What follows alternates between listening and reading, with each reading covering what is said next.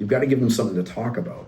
What do they talk about when they come and see you? Very good question. So the number one reason I always kind of joke when people first came to see me is they don't know what an osteopath is. Okay. They had it in their benefits and just wanted to be able to see what it was. Word of mouth. Is there any better form of advertising, right? No.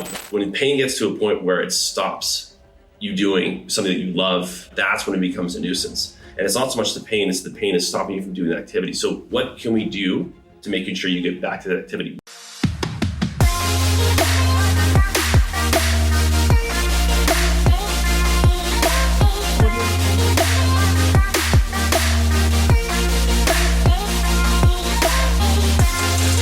Greg Elliott, I am so looking forward to this one. I have done something in preparation for you today that I have yet to do with anybody. Okay. And I'm not going to reveal that just yet. But one of the reasons I'm so excited to have you here today is in our pre-call that we do to bring people onto the Best of White Rock. You just kind of unearthed this whole system and network of what you've built in how you're able to take care of people and help them get back to health or help them get maximum performance out of what they're doing that I just thought was so cool. So I'd love for you to introduce everybody to yourself and also your business, and then we'll kind of unpeel the onion from there. Great. Yeah. So Greg Elliott from White Rock, which is, I'm so happy that something like this has been happening in the area. So this is great. So I usually say I have 3 titles that really no one really knows what the heck they are. So I'm an osteopath, an exercise physiologist, and a kinesiologist. And I wrote all those down to make sure I didn't miss them. And we'll unpack what all those are for sure. Yeah, okay. But in the grand scheme of things, it allows me to take people from the treatment table all the way to a high performance area, right? So I'm allowing people that come to me, whether they're in pain or whether they're not moving well or whatever, that I have the starting point of a practitioner to deal with people that are suffering from various pain conditions to all the way to high performing athletes. And so that's kind of where things have come in, and I've educated myself around not necessarily being a specialist, but very much a very good generalist. Kind of think of like more of a triage person when they come to see me. They put them in the right person, the right time. And that's kind of where Altius kind of started, where it's an interdisciplinary clinic in White Rock that has a bunch of different practitioners, and we really try to work as a team to be able to kind of solve more difficult solutions. Yeah, well, and so you've got these 3 hats, but you've also got this other hat of being a business owner. So you brought this really incredible team of people together, and it all the whole kind of theme revolves around health, recovery, performance, right? Yeah. So can you unpack, like just to even get started, tell me about the team that you've got at Altius, and then we'll kind of go from there. Yeah, so the one thing I always want to surround myself with, that people have different tools for different jobs. Right. So, a saying in our industry is the fact that if you have a hammer, everything looks like a nail. Right. Right. And so you want to make sure that you have different tools for different jobs. And so we surrounded ourselves with people with different backgrounds, different skill sets to be able to kind of come to a common goal. So we have life coaches, we have yoga therapists, we have chiropractors, we have physiotherapists, we have kinesiologists, athletic trainers, osteopaths, all with the standpoint of knowing what they're very, very good at, but also to the point of where the team situation regards to what they're good at. And we do really try to sit down as a team and work on more difficult cases. And we have people saying, hey, I can get you to point A. This person will take you to point B, and have that collaboration between that. It's probably one of the more difficult things that has happened. And early on in my career, I worked at a place called Copeman Healthcare.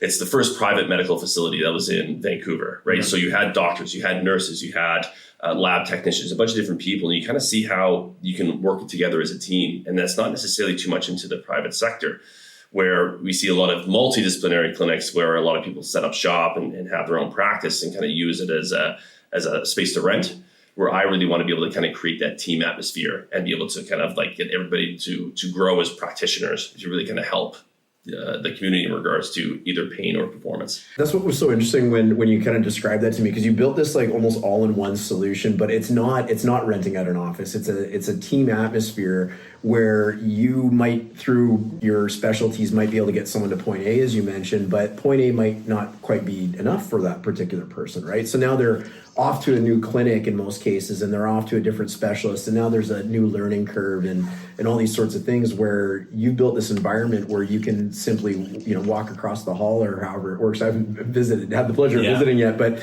you can walk across the hall and say, this is who's coming in, this is what's happening, and this is how we can best help them move forward. Yeah, and that's not the way that it was done for a long period of time, and we're starting to see a lot more in the U.S. has really developed this quite significantly. So this is the trend in many different areas into the U.S. private healthcare system.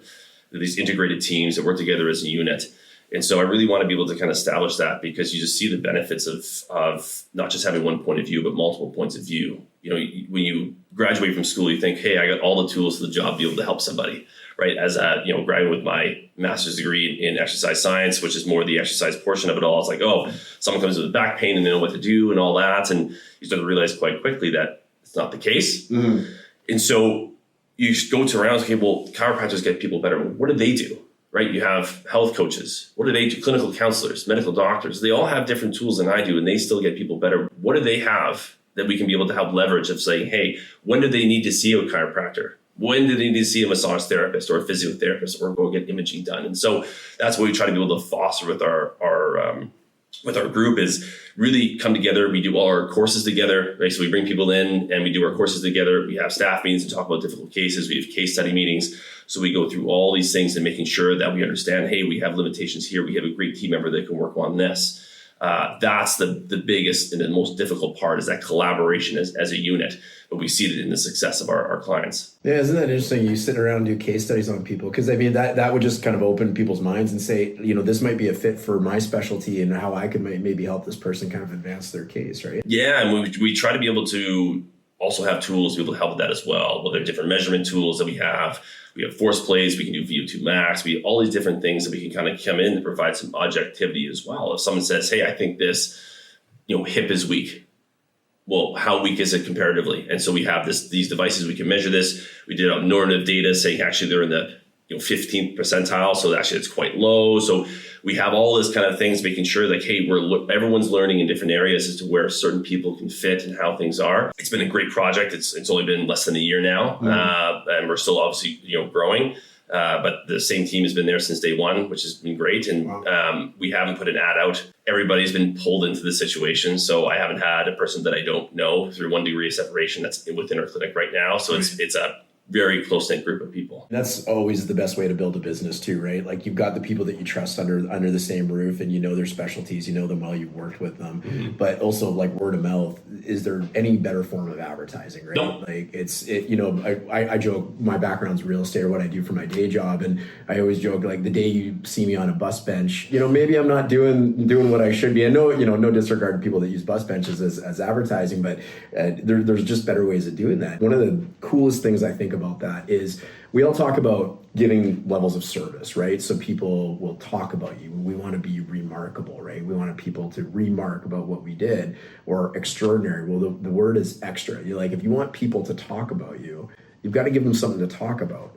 What do they talk about when they come and see you? No, that's a very good question. I think the biggest differentiating factor that we try to be able to do is we really try to be able to spend time with every client. Right. So we, even with my sessions, they're an hour at the very least. Right. Okay. We want to make sure that we have the time to be able to sit down. And I think as we go through this, I think one of the things that we really help target with people is that as a plan development.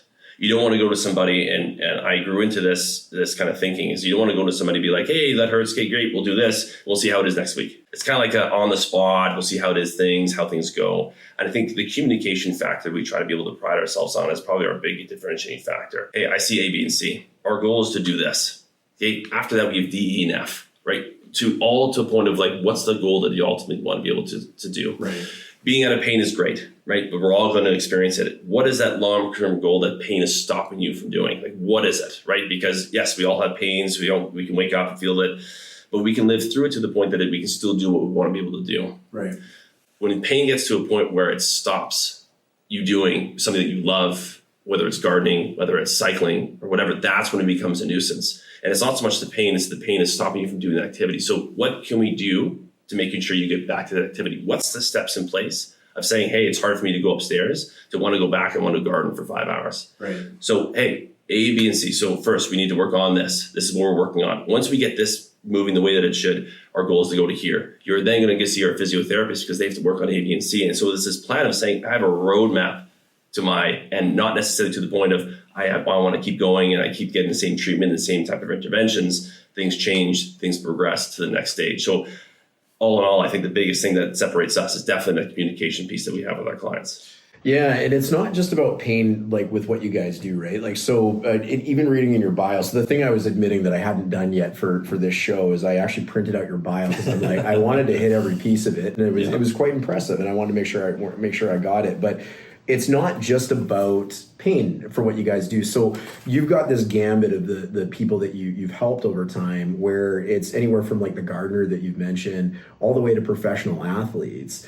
And so it's also a big aspect of what you do is performance. And I know when you were talking about some of the stuff that you have over, like it sounded like Bill Nye's Science Lab to me, which sounded really cool. So can you unpack a little bit about like the performance piece of things, and even and I guess performance too doesn't even have to mean that you're playing for the Vancouver Canucks who you've done work with as an example.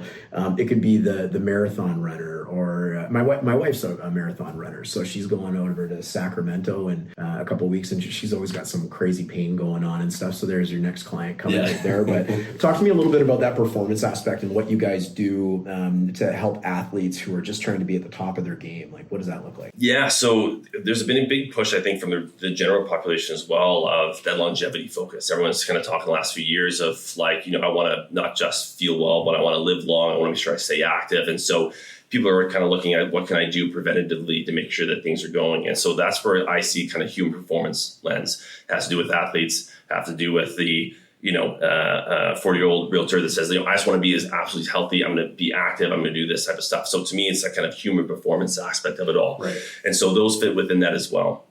But from the high performance standpoint is that we have very similar systems that professional sports organizations have in regards to the way that we can measure things, whether, again, force plates or things you can step on and jump and do all that. We have dynamometers and goniometers, the ability to do the VO2 max. You've seen, obviously, those high athletes do it, put the mask on and see how much oxygen they're actually kind of doing. And so those are when necessary. So those are the point of saying, hey, I feel good where I'm at now, but I want to see how far I can actually get. I want to make sure that I'm being as healthy as I possibly can.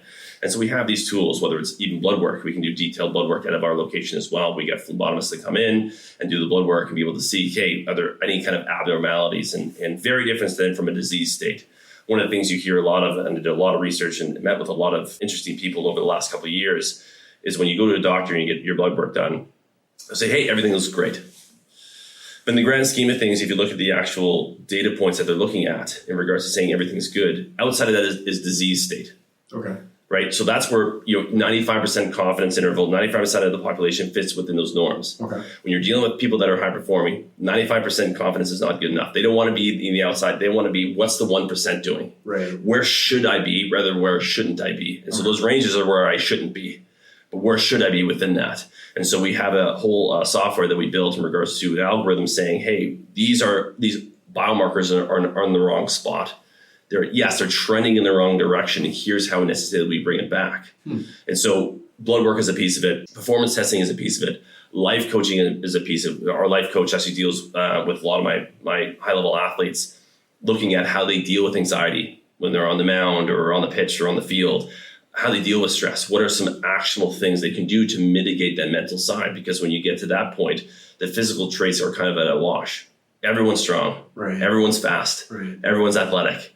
How do we deal with the mental side of things and making sure you perform at a high level on a day in and day out basis? So we have a lot of mechanisms depending on which direction we need to be able to go, whether it's a strength level athlete or endurance level athlete, with all the home of making sure that health is a priority. I love that the mindset piece of it, because that's such a piece that's missing for a lot, and actually probably just even in people in pain, I would assume too. Like, you can come in and get all the treatment and all the exercises to go take home, but it's not going to do anything for you unless you have the mindset that you actually want to be an active participant in helping yourself get better, whether that's to avoid the pain or whether that's to be the best, athlete that you can be. I'm so curious, like, how do you see this opportunity in White Rock to bring all of these incredible people together, just to give this opportunity to the community? Because it's like a walk-in, all-encompassing, even like the mindset and the yoga, and like there's so much to it. So where did you see that opportunity, and what made you recognize that?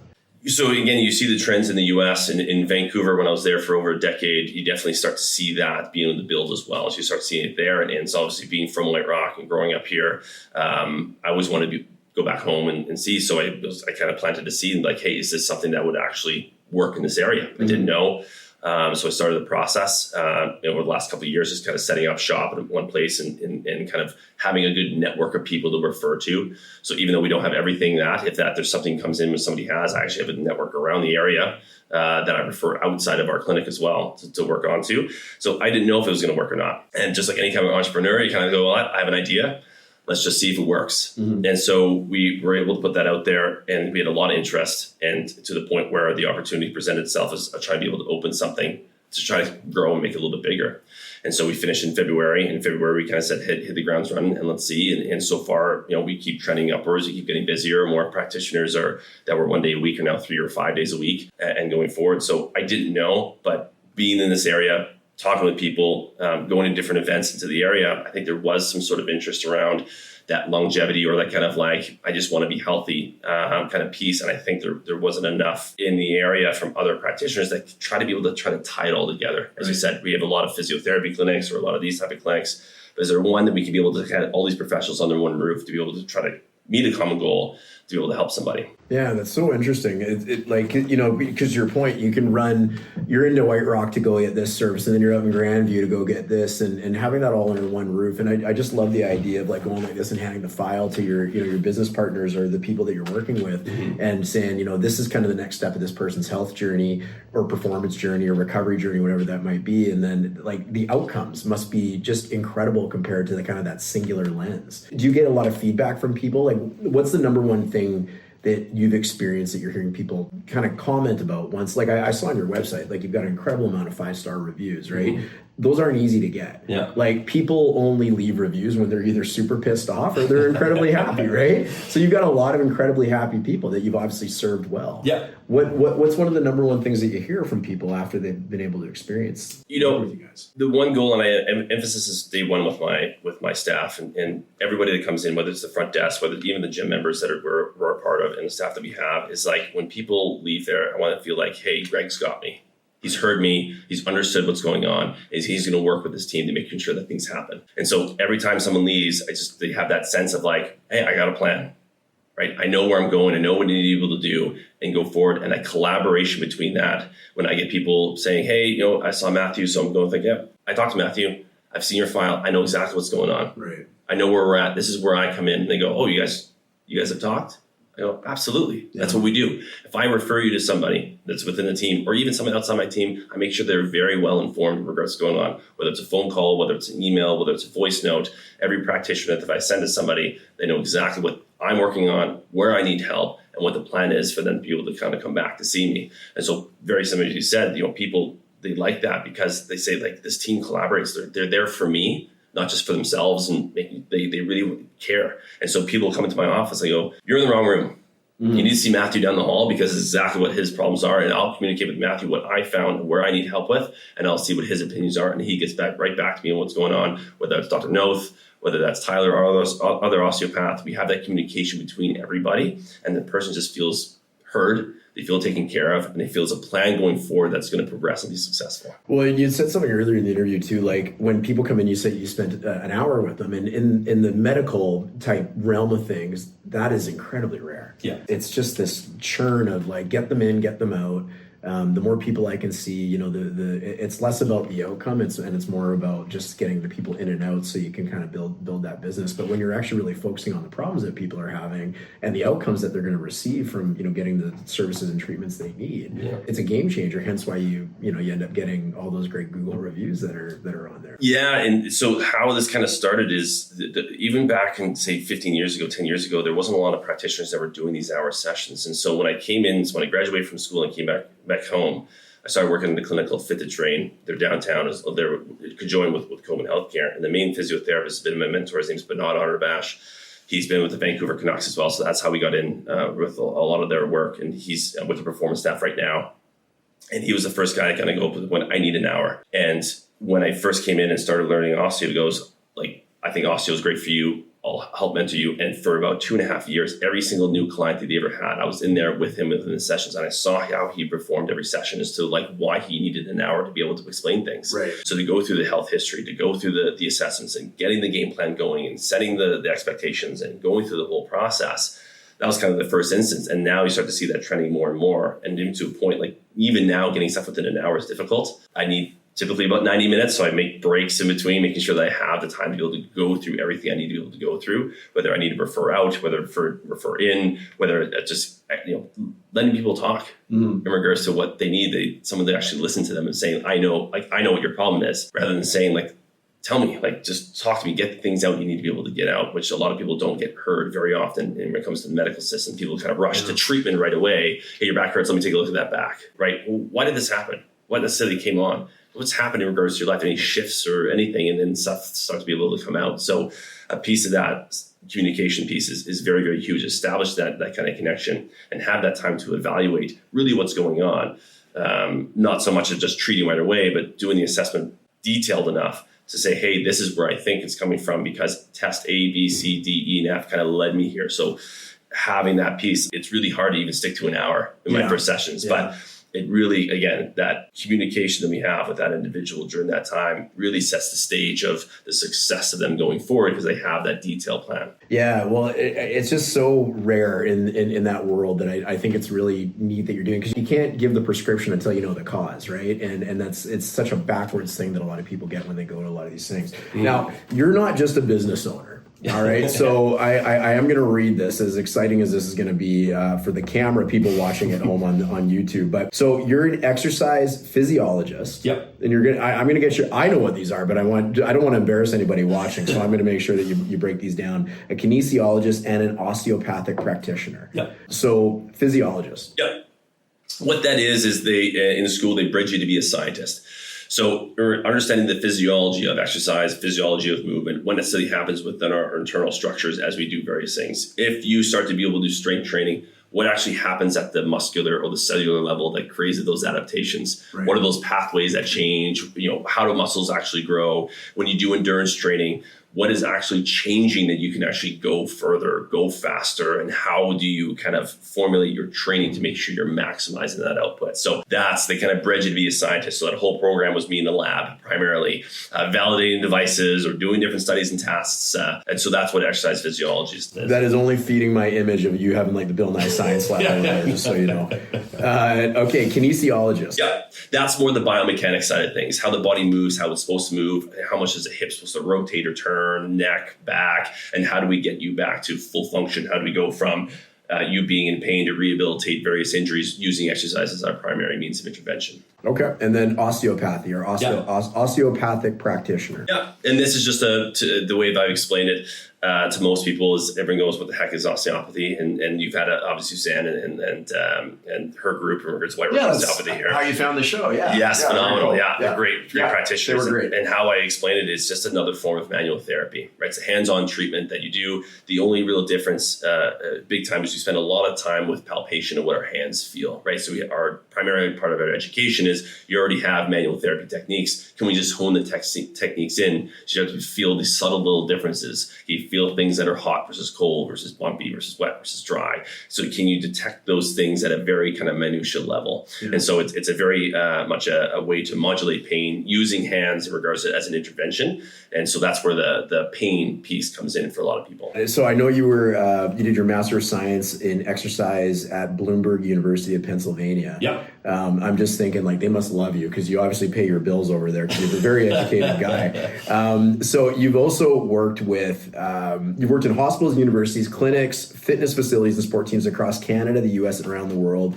We were talking about earlier from like the basic gardener who maybe has some knee pain, back pain, whatever that might be, all the way to elite athletes like the Canucks, the BC Lions, Wrestling Canada, which is cool. I'm sure there's a lot of interest that need help on those. You've got a diploma in osteopathic manual practice. Did I say that right? Yep. Okay. At the Canadian School of Osteopathy Manual Practice in Vancouver. And you wrote your thesis on how osteopathy can gain greater scientific credibility in Canada. Why was your thesis on that? Because osteopathy is interesting, right? Yeah. So can you explain why your thesis was on that? Yeah, so it's osteopathy for a lot of it is very subjective in nature, meaning the fact that this is what I feel is going on. Sure. And so it has to do with palpation. The difficulty with palpation from a scientific evidence standpoint is that we can have 10 osteopaths in a room, we'll find 10 different things. Okay. So it's called intra-rater reliability between practitioners. It's not a lot of reliability. I think something's tight, this person does, and this person thinks this is the problem. So there's not a lot of consensus around if we just sort of palpation. The difference is that within myself is that I'll find the same things over. So intra-rater reliability with myself, I'll find a lot of commonalities in regards to what I find from time to time. Because of that, there's a lot of people claiming obviously what we do is pseudoscience, because there's not a lot of scientific evidence of saying, hey, we work on a specific organ or a structure, it frees up, people feel better, right? It's very subjective, right? So a lot of research has been very subjective. Yes, I feel better. So when we go to a point of that with osteopathy, if we mobilize a structure, whether it's a shoulder, whether it's a intestine, whether it's anything from that perspective, I go, okay, well, what should happen that is we know scientifically will provide evidence? And so I went through various things, both objective and subjective measures, saying if we do something that we claim that we're doing, what's a gold standard measurement for us to say, hey, we actually made that change?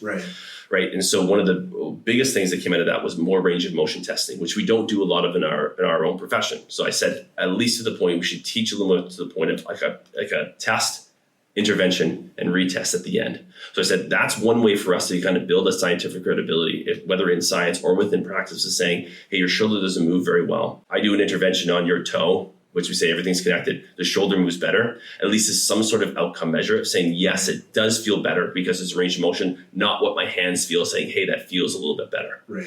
So I wanted to kind of build that science side of things. So like, how can we say that our interventions are actually providing benefit? So that's where that thesis came in, and just be able to build that out. That's super interesting. You know, I always love asking the question, like, if there was one thing that you could wish that everybody knew about what you do, and you've got various, specialties, obviously, but if there's one thing that you could love that everybody to know, grab them by the shoulders and just say, if you understood this, your life would be better, or you better understand what I do, maybe.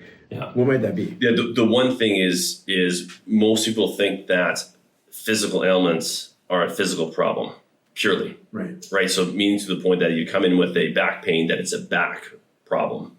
The more and more we understand about pain science and pain research, where it is very much that kind of holistic model. And that's why the interview is so critical, where people come into me where I do have various interventions that can help people with pain, but you never know who's going to walk through your door.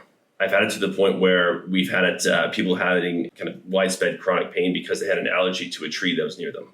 Crazy. Right. Wow. We've had it to the point where we've had someone that had neck pain due to a spinal tumor. Wow. We've had it to the point where a lot of people's lower back pain was an undiagnosed IBS problem and developed, because of the intestinal stuff. We had them working out regards to that. Wow. We've had it even with my wife's scenario. It's a longer story, but to a degree, it had to do with the grief of losing her father. It was why she was experiencing pain. And not until she was able to come to fruition and deal with that did the pain actually go away and never come back. Wow. Nothing mechanical. She got every test under the sun, MRIs, X-rays, everything, and it came with the emotional grief side of things. And so when people come to see me, my main hope is, can I point you in the right direction, whether it's with me or somebody else, to start to give you that healing process of whatever that is in that need. That's why the time is so important. Because when people walk in, I really don't know what is going on. Through the experience that I've had in the last decade of individuals, it's a wide range of things. I want to make sure that if you're spending time with me in this room, you're not wasting time, you're not wasting money, that it is the exact reason you're in the right room for me to be able to address the right problem. Yeah. I want to make sure. So the one thing that I hope people know is the fact that I really try to make sure that I point people in the right direction, whether with me or somebody else, to be able to start that healing process, that in the right journey, and start to investigate a little bit more of the right path. That's so awesome. That's such a great answer. It's it's that whole symptom versus cause, right? And just really understanding why people are there in the first place, and what the root cause of that is, and how you can investigate it and get it further. I'm curious, what would you see as the top reason that you see people, and what's the reason not only you see them, but what are they doing that they could avoid? So the number one reason, I always kind of joke when people first came to see me, is they don't know what an osteopath is. Okay. They had it in their benefits, and just wanted to be able to see what it was. So that was the first thing. They're like, I had no idea, right? So people walk in, no expectations, right? I always say it's the benefit of having an osteopathy, because people will walk in, it's not like you're expecting a massage. It's not like you're expecting a physio appointment. They're like, I don't know what this is, right? So it's the benefit of that. So that was probably the number one reason why people would necessarily come to see me. Now it gets to the point where a lot of people come where because they've already seen kind of the more primary care. They've already seen the medical practitioner, got a scan, maybe nothing's there. They saw a physiotherapist, a massage therapist, and then they kind of start to go to more that alternative side of things where you start to explore of like, okay, well, maybe a Reiki practitioner or a yoga practitioner or a acupuncturist. And so you start to go into those realms of a little bit further. And so that's where people started to come see after that as saying like, hey, maybe this is a more of a different type of problem that we have a different view as a part of that. And I think now it's like very similar to what you said. It's the more word of mouth thing, right? People where they've now come see me because, you know, I've been able to help them, whether with me or somebody else, point them in the right direction, be able to go. So now I'm getting way more kind of complex things where it's like I've had, you know, the shoulder pain for 3 years. I've had this, you know, back pain that keeps coming on. I've seen multiple people before, and I try to be able to point them in the right direction. So usually now I get the messages or the connections for various people say, hey, I got your number from this person. You know, I've been dealing with this. What are your things? And sometimes I can say, hey, actually, first things first, you need to go this person, or you need to see your doctor, get an x-ray or whatever to kind of point them in the right direction, whatever it may be. And then I get them in the clinic when I necessarily need to. Right. But I think now through word of mouth, it is definitely more the things that they've started the rehab process, but nothing's necessarily stuck in regards to that. And I kind of sit them down and be like, hey, well, where are we at? And hopefully get them in the right hands. Yeah, that's interesting because you've got kind of different things that you do at the clinic, right? Yeah. With you know, health or recovery or performance, whatever that might be. Somebody listening to this or watching this, what should they know about maybe why they should pick up the phone or send an email or inquire on the website? Like maybe what's something that would be a trigger for them to say, these are the people that can really help me and help me figure out what's going on. Yeah, where it's to me, it's where you've seen people individually, you kind of go in one at a time, and it's not necessarily you get success and kind of regressions in regards to that plan. But I think it's the people that really want to make a change, because we get people to invest and say, hey, like this isn't going to be easy, especially the pain's longer it's gone on. Or people to a point like, you know what, I'm ready to make that change. Whatever that is, right? I'm ready to put the time in, the energy, the effort to be able to kind of, this has been going on long enough. When they're ready to say, hey, like I'm ready to put the work in myself. I'm not looking to someone to fix my problem for me. I want to be an active participant to be able to kind of go forward, and I want to work on it, and whatever it takes, whether time and I want to make sure that I'm going in the right direction. So that's the biggest thing is we want people that are engaged into the process. A part of that obviously falls on making sure that the plan is there for that individual. But you have that, people always talk about the problem of practitioners that people don't do their exercises. I don't run into that problem very much, is because it's like I set the expectations of like, I need these things done. Right. So when people are ready to be able to pick up the phone, inquire, see what's going on, it's to the point where they're ready to say, I'm ready to be an active participant. I'm ready to be able to change. I want to be able to kind of make major changes, be able to kind of go forward. That's so great. I love that. So how do people find you if they want to learn a little bit more? Where should they go? So the website is altiushp.ca. Okay. That's the website. You can do that. We also have obviously all the social media channels from there. That's where you find out a little bit of our team, what's going on. We keep growing, which has been great. So we keep adding practitioners, which is phenomenal. So that's where probably the best is, and we're probably the most active on Instagram as well. Oh, that's great. Well, and we'll make sure all your information is down in the show notes and stuff like that, so people can easily get a hold of you. Now, this is the best of White Rock, okay? And I want to know why you think White Rock has been important to your business. Is there anything unique about White Rock? So you're a local guy. Yep. I don't know, born and raised. I was going to say born and raised. Is that the case? Okay, so I know you went to Marriott. We know that we're rugby rivals, as we talked about. I'm Elgin, you're Marriott, so we all know the rival on the peninsula. Yeah. Has being a practitioner or being a business owner in White Rock had any influence on your business? Yeah, the one thing that's very different about White Rock that I always knew from the beginning, that it's very community based. Right. You got to be here, you got to be visible, you got to be able to do these things, and kind of coming back and seeing people that I haven't seen for a long time. Quick little story. I was literally in the bowling alley downstairs into the Sandcastle fitness thing, ordering some food. From there, it's a quick lunch because they're bringing lunch at home. And the guy goes, I know you look familiar. I've seen you for a few months. He goes, I was your big buddy at South Meridian. No way. I go, oh my gosh, Jeremy, like what's going on? Like, no, it's just stuff like that happens all the time, which has been great. So those little type of communications and conversations that I have with people, just like, Oh yeah, the Elliott, so you have that type of community-based stuff, and somehow that starts to be able to trickle. And even though when I left at 17 to go to university on the East Coast and everything, I always knew that I wanted to be back here. Both my brothers are here, my parents are here, my mother-in-law's here. Everybody's kind of within this area, and so to me, to be back in here and to grow something that is meaningful to the community, that kind of services a need that I think is really important, because we have such great businesses. And I'm so happy something like this has been started by yourself. It's just highlighting the uniqueness of people and the passion that people have in this area. Because you think of like, oh, I have to go White Rock, its own little thing. We have to go elsewhere to be able to get some of the stuff. But the people you've had on here and the practitioners, and then continue the practitioners and the people that you'll have continuously on this program, it's just showing what White Rock has to offer, that you don't have to go anywhere else. The community here is small, it is kind of tight knit. But to me, it's I wouldn't have gone anywhere else, right? So when I came back, I'm like, I'm coming back. Like, this is where I want to be able to be and have my family and grow up. And it's been so important for me to be able to have something here and having a business that people actually want to engage with, and having that. And even one of our practitioners, Dr. Mike Herwig, has been in this area for 20 years. Yeah. And he loved kind of the direction what we're doing. He actually shut down his practice and moved and came in with us in regards to this, because it's like, it's a community-based people. Everyone's from the area. Everyone lives within the area.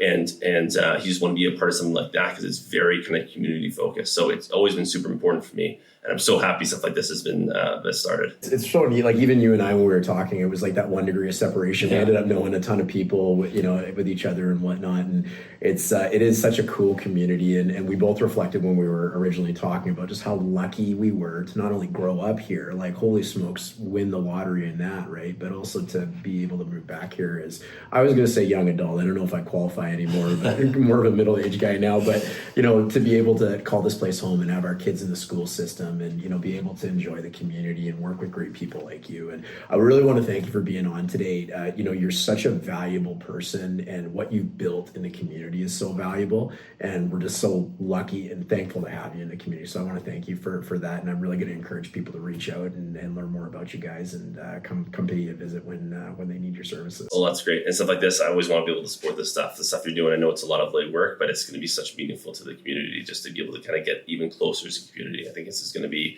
awesome for everybody involved. No, that's kind of you to say. I appreciate that. Well, thank you so much. It was a pleasure. Yeah, thank you.